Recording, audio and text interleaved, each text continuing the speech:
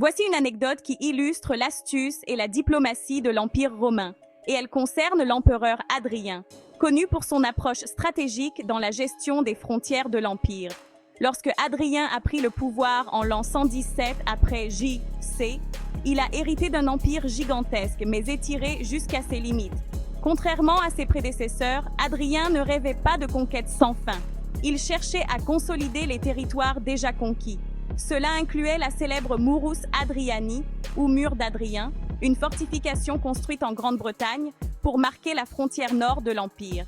Mais ce qui est fascinant, c'est comment Hadrien a réussi à maintenir une certaine paix avec les peuples locaux, en utilisant des méthodes innovantes pour l'époque.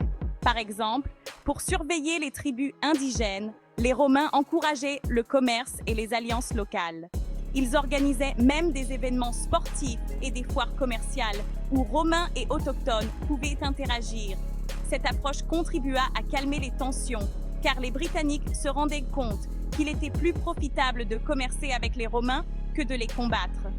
Hadrien avait aussi un système de diplomatie frontalière. Il entretenait des relations pacifiques avec les chefs tribaux en leur offrant des cadeaux somptueux en échange de leur loyauté.